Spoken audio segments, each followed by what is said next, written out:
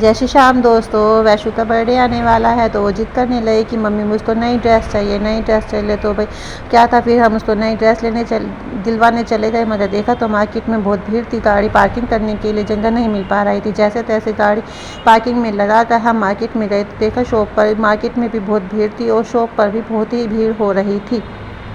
फिर हम अंदर गए, अंदर जाकर देखा हमने सारे शॉप में सब कहाँ हमारा काउंटर था, कहाँ छोटे बच्चों की ड्रेस मिलने वाली थी। फिर हम वहाँ पहुँचे, वहाँ पहुँचकर हमने भैया से कहा कि भैया हमारे बच्चे की इस छोटी गुड़िया के लिए नई नई ड्रेस दिखा दीजिए। फिर उन्होंने हमें बहुत सुंदर सुंदर ड्रेसेस दिखाई, जिसमें कि बहुत सुंदर सुंदर ड्रेसेस दिखाई, जिसे देखकर हमें मन तो कर रहा था कि बहुत सारी ले लें, मगर फिर बजट भी तो देखना होता है।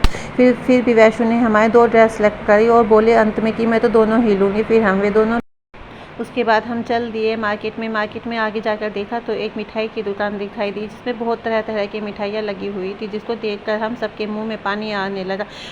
फिर हमने भैया से कहा, भैया कुछ तो खिला दो, आपकी दुकान में कितनी सुंदर सुंदर मिठाई लगी हुई हैं, जिन्हें देखकर हमारे मुंह में पानी आ रहा है। भैया बोले आप कुछ भी खा लीजिए, ये आप वो सब मिठाई बहुत ताज़ा बनी हुई हैं। हमने कहा भैया चलो रसमलाई ही खिला दो। रसमलाई का ऑर्डर देकर हम अपना सामान निकलवाने लग गए। इतना सामान निकला, इतना हमारा हमने पैक करवाया और इतना फिर हमारी रसमलाई भी आ गई। फिर सबने मिलकर रसमलाई खाई, जिसको खाकर बहुत ही मज़ा आ गया। वैशु भी अपने खेल में लगी हुई थी।